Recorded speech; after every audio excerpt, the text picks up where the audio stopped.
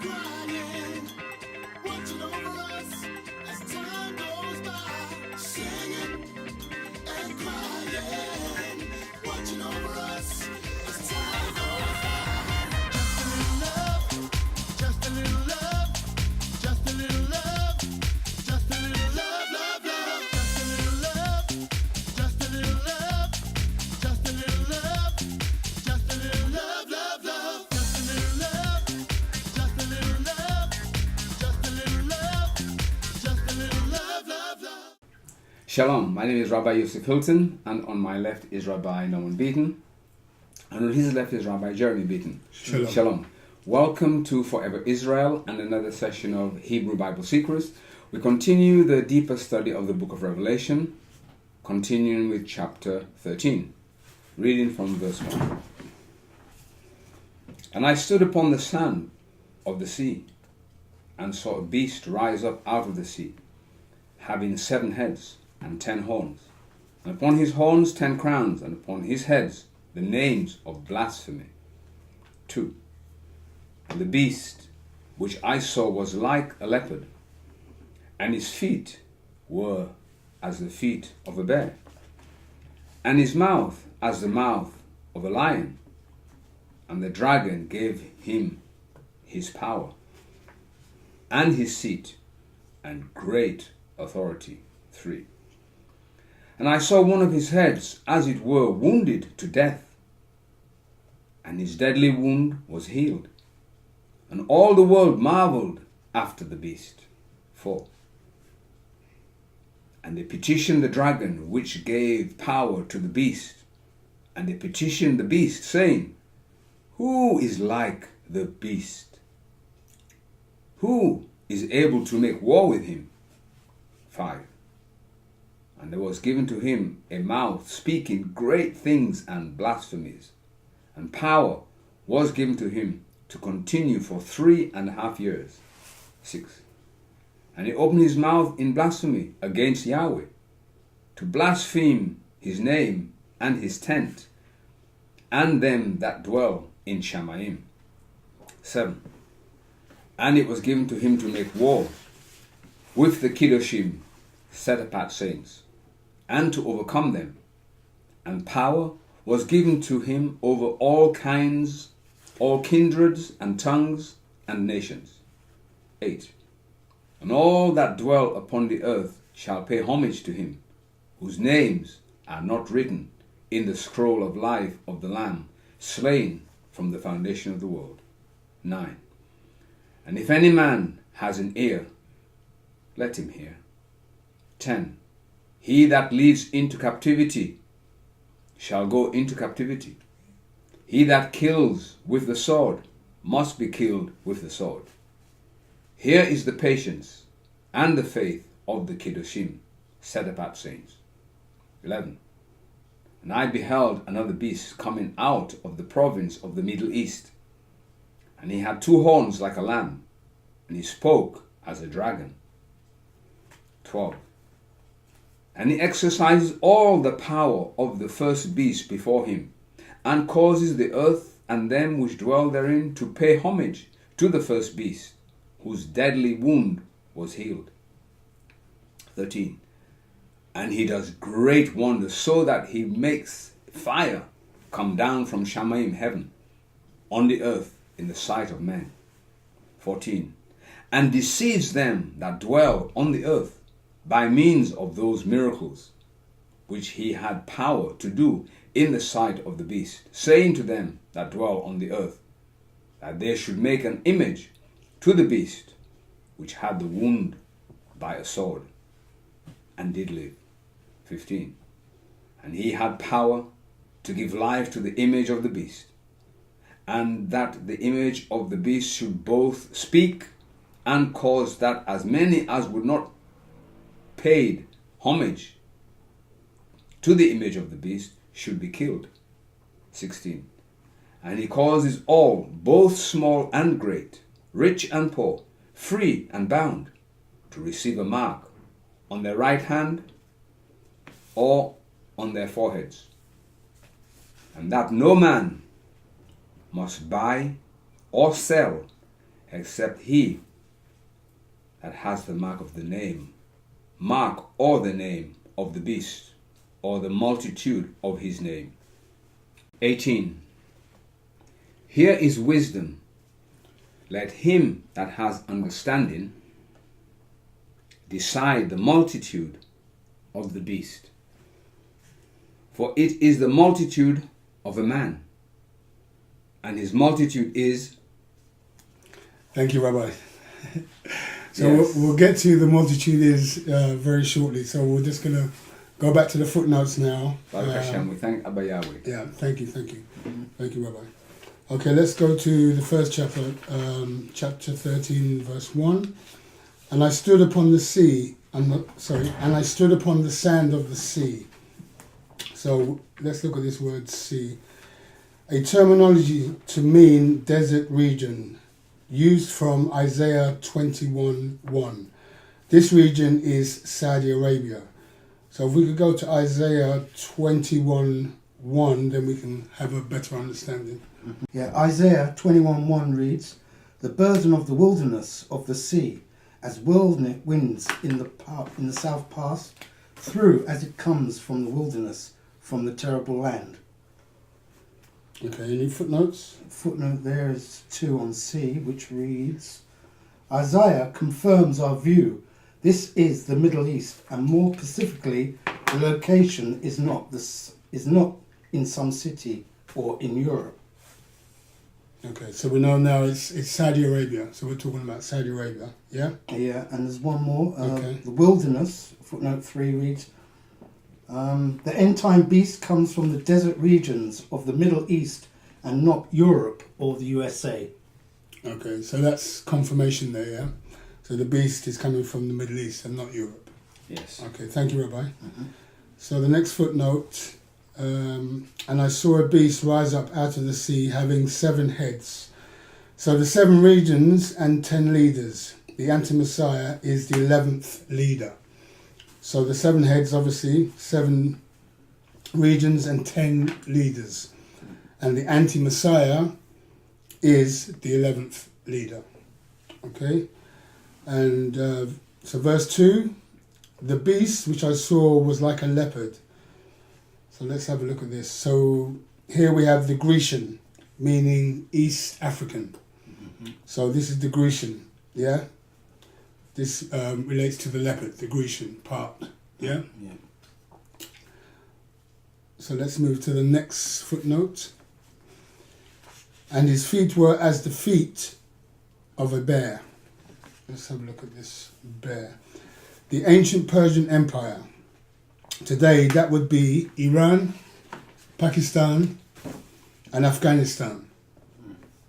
So these are the regions we're talking about related to the bear. Yeah, those areas there, those countries there. And his mouth as the mouth of a lion. So let's have a look at this. It says Babylon today, Iraq and other provinces with it. So the lion is Babylon, Iraq, yeah, and other provinces with it. Okay. So if we go to the next footnote, and the dragon gave him his power and his seat and great authority. Okay, the authority here is saying the first beast, the authority is saying here, the first beast, the second beast are both geocomposites of the Middle Eastern nations, composed of the Grecian, the leopard, the Persian, the bear, and the lion, Babylon. These spread from the Middle East to the rest of the world, are all referred to as the Assyrian Empire, and have no part with Europe as any part of it. So it's nothing to do with Europe. Okay, we are talking about, certain areas outside of Europe, yeah? Like we said before, Iran, Pakistan, Afghanistan, Iraq, Saudi Arabia, these are all the areas that we're talking about here, yeah? Which is now called the Middle East. Which is now called the Middle East, exactly. So you can obviously read more about this in World War III, Unmasking the End Times Beast by Rabbi Simon Altaf. Yeah, you can buy this book on Amazon. So let's have a look at this again in more detail. So wounded, the head, equals Islam, wounded. Islamic Empire brought to a close in 1924, when the Islamic Ottoman Empire ceased. Wounded, healed equals current today. So now it's healed, yeah? People proclaiming Islam's resurrection that allows it to wage war against the powerful West. It is growing in influence and in winning converts. So we see this today, yeah? The radicals are obviously winning more converts, and it's growing obviously around the world, yeah? So, they're still, coming back with that old Ottoman Empire kind of attitude, yeah? So let's move to the next footnote. So verse 4, and they petitioned the dragon, which gave power to the beast, and they petitioned the beast, saying, who is like to the beast? So let's have a look at this. So we're talking here, the beast equals the Muslims, yeah?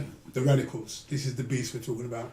The old Ottoman Empire that's risen up again, or will be rising up again, to do with the caliphate.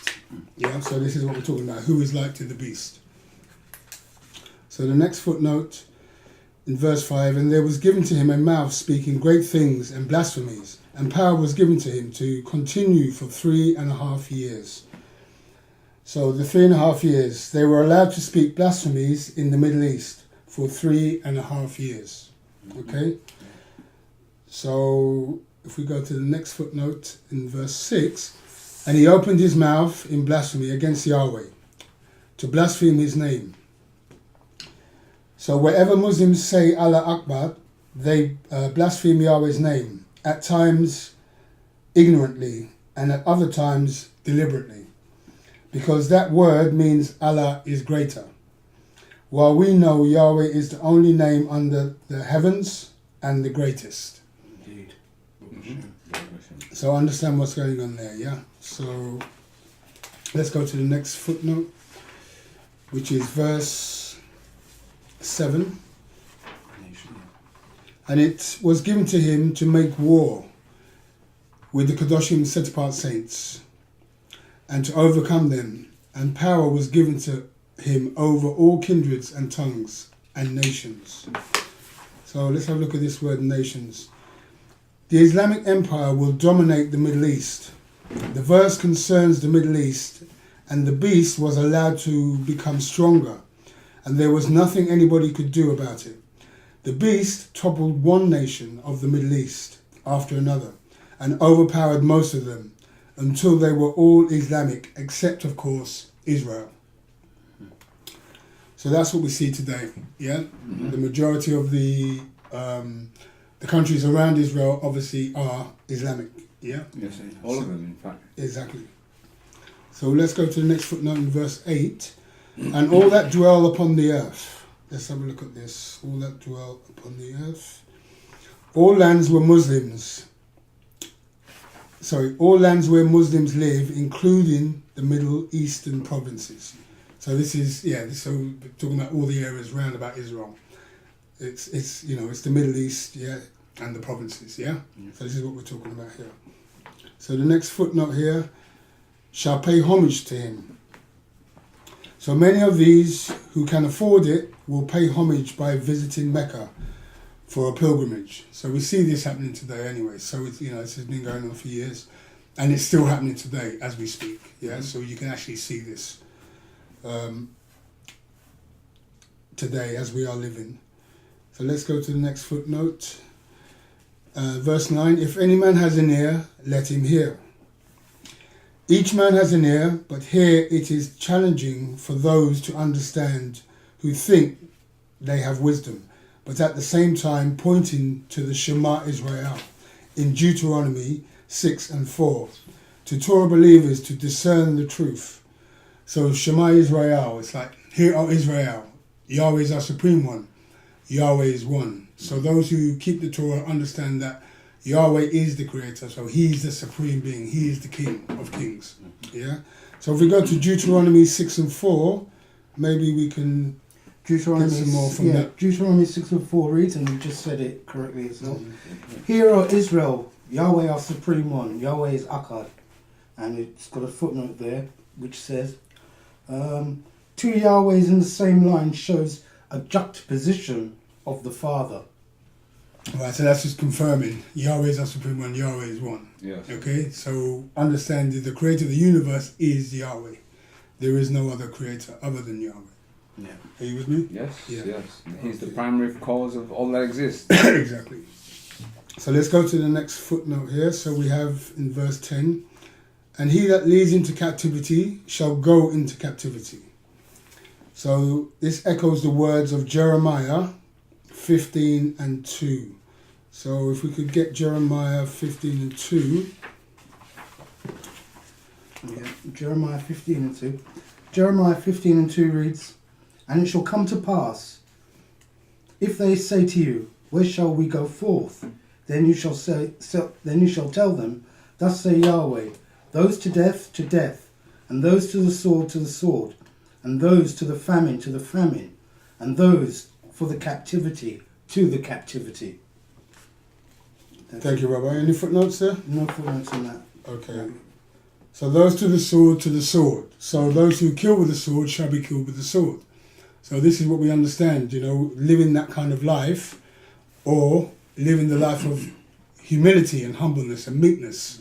So though the meek shall inherit the earth, Yes. whereas the ones who kill with the sword or go to kill with the sword shall not inherit, but they shall go to Sheol. Yes. Yeah? It's measure for measure. Measure for measure. Yeah, that's why. Exactly. That's why Yahshua says, "He who lives by the sword will perish by the sword." Exactly. Thank you for that, Rabbi. So let's go to the next footnote here. Let's see what we've got here. So, verse 8, "And I behold another beast coming up out of the province of the Middle East, and he had two horns like a lamb." Let's have a look at this. So the two horns are the two divisions of Islam, the Shia and the Sunni sect. He had horns like a lamb, pretended to offer rescue the same way as did Yahushua. So the anti-Messiah is going to be coming with some sort of rescue, but it's not going to be the true rescue, the real rescue, as we know, which is through the Torah. That is the true rescue of Yahweh, creator of the universe, yeah? Yes. And obviously through Yahushua, those of us who obviously return back to the Torah and keep the commandments, this is real rescue, as we know it to be, So this is what we're saying here. So don't be deceived. The real rescue is with the Torah. And if you come back to the Torah and keep the commandments, you will have real rescue. So this is the ultimate salvation for humanity. Of When course. when Yahushua says, "I am the way, the truth, and the life. No man, whether you're genetic Israel or Gentiles, no man comes into the Father but by me." But by me, which is through the Torah. Which is through the Torah. Exactly. Yes. Exactly. Okay, shall we move on to the next footnote then? Which is, okay, "And he had two horns like a lamb, and he spoke as a dragon." So, I bid, page 4, the last empire that was brought to a close by the British and the French, and with the help of the forgotten Australians in 1924, was Islamic. This was the beast that was mortally wounded, but not eradicated completely. The Bible called this the first beast of Revelation, from Revelation 13:1a, and the Bible also calls this another beast, from Revelation 13:11a. That is really the first beast and a literal revival of Islam out of the different parts of the earth. The second beast is really the same first beast and carries all the hallmarks of the first beast. Remembering that both of these beasts are the one and the same, playing the same role. The only difference being the first beast was wounded and dormant. Now it is resuscitated, medically speaking, and is fully healed, actively killing and devouring in pieces across the world. This is a force truly to be reckoned with. So if we go to Revelation 13:1a or 13:1, please, Rab. Revelation 13, verse 1, yes? Yes, please. "And I stood upon the sand of the sea, and saw a beast rise up out of the sea, having 7 heads and 10 horns, and upon his horns 10 crowns, and upon his heads the names of blasphemy." Okay, thank you. And if we go to Revelation 13:11, if you could get that for me. Okay, Revelation 13:11. And I beheld another beast coming up out of the province of the Middle East, and had horns like a lamb, and he spoke as a dragon. That's it. Okay, thank you, brother. So we're seeing, so there's the same beast, the first one and the second one, they are the same beast. One obviously was wounded mortally, but now has obviously, resuscitated and has come back, stronger than ever. Yeah? So we're talking about, the same beast. One was wounded and now he's healed and now he's come Yes, back. in 1924. Yeah. And from then up to now, he's been resuscitated, recovered, and going even stronger, yes? Exactly. Okay, let's up to the next footnote. So, and deceives them that dwell on the earth by the means of those miracles, which had power to do in the sight of the beast. So miracles, let's have a look at this word miracles. These are deceptive miracle or lying wonders, as stated by Paulus in 2 Thessalonians 2 and 9. So Rabbi, if we could get 2 Thessalonians 2 and 9, please. So 2 Thessalonians chapter 2 from verse 9 says, and even him whose coming is after the working of Satan, with all power and signs and lying wonders. There is a reference in this verse, verse 1, Thank you. and the reference says, the Muslim anti-Messiah will show lying wonders, not true miracles, but many will be deceived. Paul himself was deceived by a powerful light, which he called the Master Yahushua. See Acts 9:3, another reference. Okay. Shall we go there? Yeah, see if we can get Acts 9. Well, that is very interesting. Acts 9, verse 3. And as he journeyed, Paul, until he came near Damascus, and suddenly there shined round about him a light from Shamaim, from the heavens. Okay, thank you, Rabbi. You're welcome. So that's we're talking about the light, yeah? So he was deceived by the light, okay? So we'll get to that a bit later. But we're going to go back to the footnotes here in Revelation.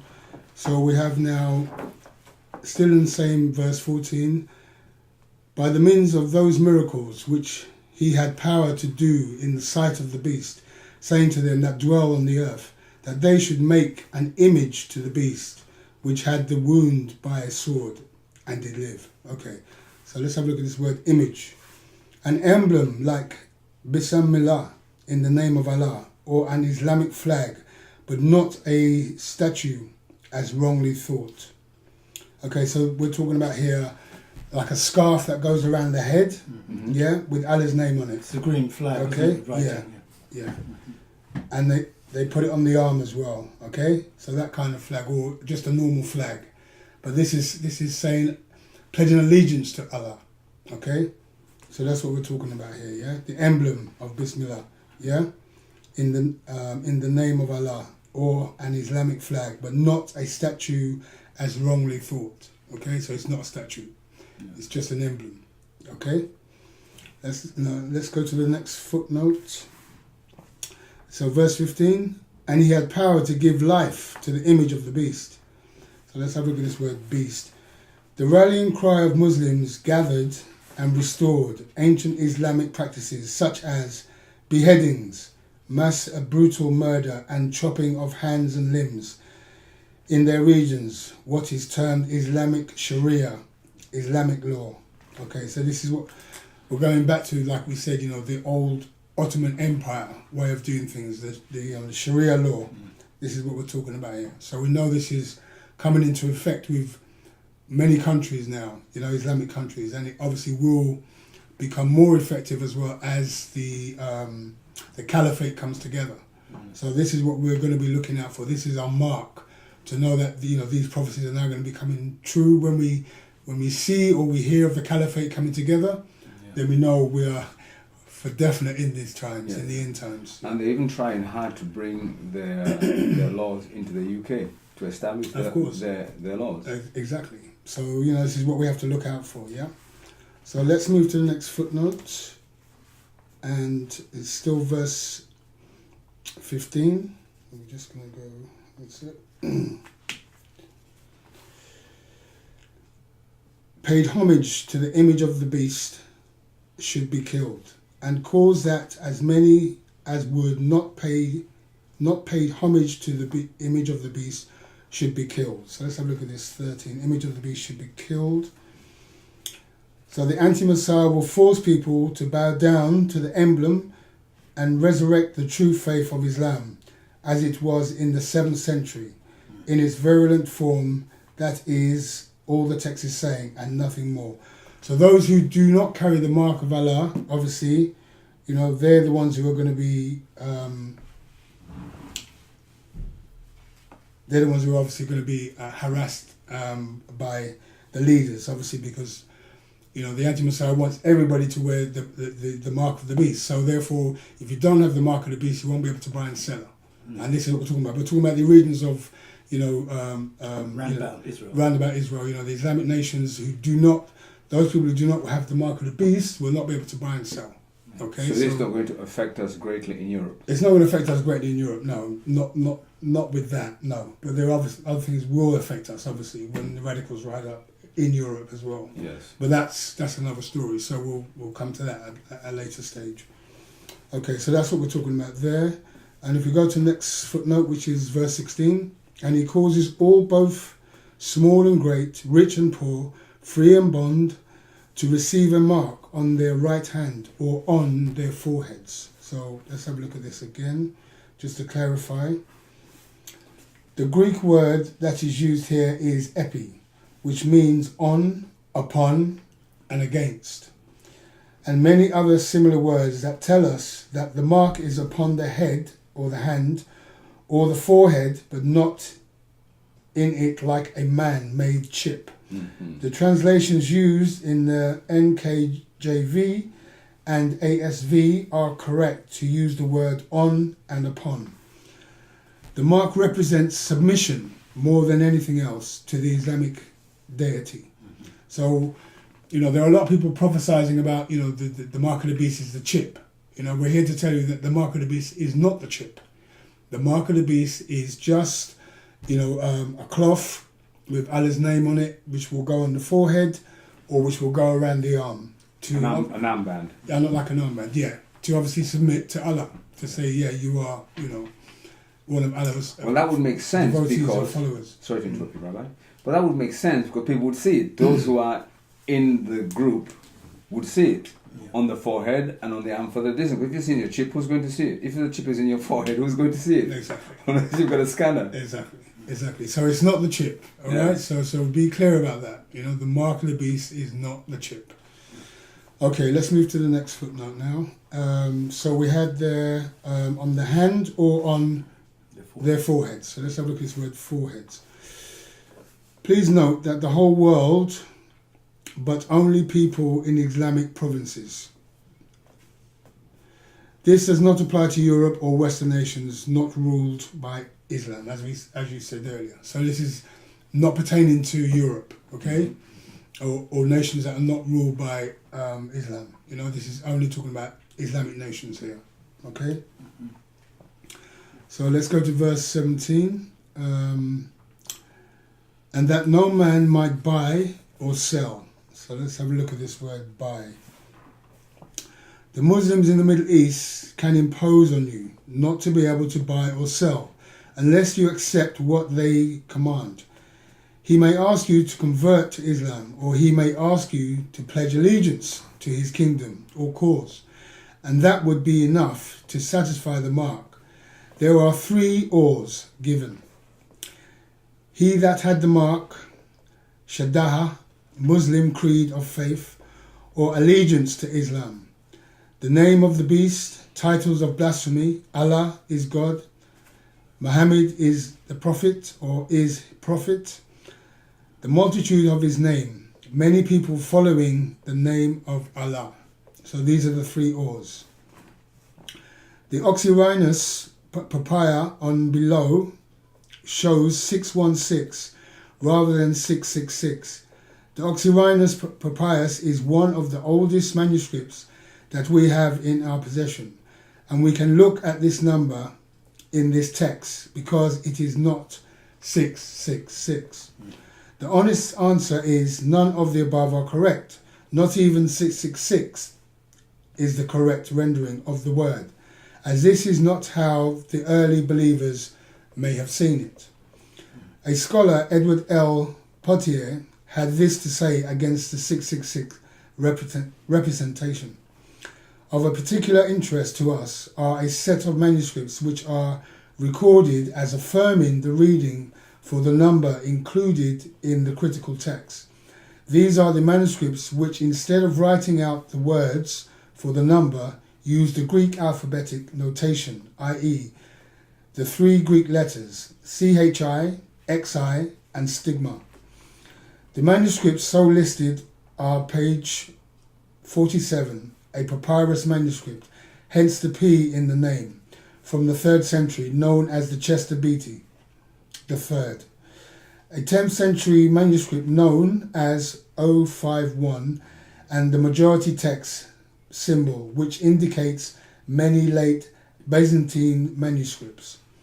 So there's a lot there to go into. But if you got time to look up all of these things, you will see that the mark of the beast is definitely not 666. Okay, so it's the name of a man or the name of a person. Okay, and it's not a number. It's the name of a person. Okay, the name of a man. So let's go to the next footnote. Or the name of the beast, or the multitude of his name. Okay, so the multitude of his name. Let's have a look at this. The Islamists will force people to take the mark, which is allegiance to Allah, and anyone who refuses will be killed. And if leniency is used, they will not be able to buy or sell food from Muslims, therefore being cut off from businesses, will be forced to accept Allah as deity. So you see, this is what's coming. So the people of those regions, if they do not accept the mark, they're the ones who are going to be suffering because they will not be able to buy and sell. Yes. Okay, so they're going to have to pledge allegiance to Allah if they want to buy and sell, and obviously buy food and so on and so forth, for their families and everything. So which would come to reason that many Muslims who are outside of the Middle East doing business in various countries, like in the West and in Africa, who buy the products from there, if they are not accepting that, they won't be able to have the products shipped. Exactly. So their business is going to suffer. Exactly. Yes. But I'm sure they'll be able to find business elsewhere. Sure. So let's go to verse 18. Here is wisdom. Let him that has understanding decide. So let's have a look at this word, decide.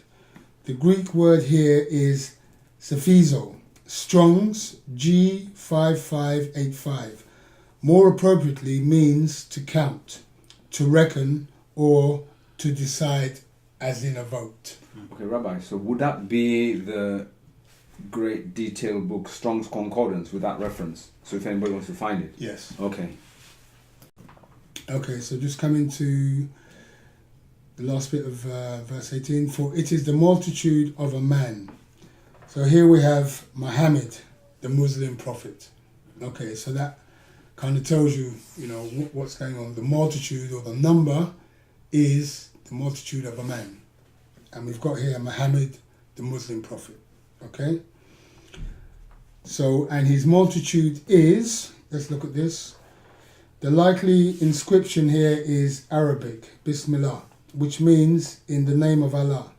This was revealing the Muslim armies that will march at the end of days and come to fight Israel and create confusion and problems in the world with terrorism and anarchy, and as stated to happen already, to establish their caliphate kingdom with a supreme leader which will herald in the coming of the Muslim anti-Messiah, mentioned as in Gog, Ezekiel 38 and 2, and the Assyrian in Micah 5 and 6. For more information, get the book World War III, Unmasking the End Time Beast by Rabbi Simon Altaf. So if we just go to Ezekiel first, 38 and 2. Ezekiel 38 and 2 reads, Son of man, Set your face against Gog, the land of the south, into the real temple. While he erects a false temple with a false priesthood, we keep the people loyal to him. This can be akin to the Christian churches today with their false church theologies and false priesthood of Melchizedek. Okay, thank you, Rabbi. Any footnotes? No footnotes. No, okay. Could we get Micah 5 and 6 as well? So it's a false system, basically. That's what we're looking at here, yeah? Okay, Micah 5 and 6 reads, "And they shall waste the land of Assyria with the sword, and the land of Nimrod in the entrances there. Thus shall he rescue us from the Assyrians when he comes into our land, and when he treads within our borders." Okay, so this is talking about the Messiah. So when the Assyrian comes in to invade Israel, then the Messiah will come, yeah? And he will obviously defend Israel against the Assyrian. So the Assyrian is the anti-Messiah, okay, or the Antichrist. Okay, then, so we'd like to say thank you for watching, and we will see you on the other side. Thank you for watching. Thank Shalom, you. shalom. Shalom, shalom.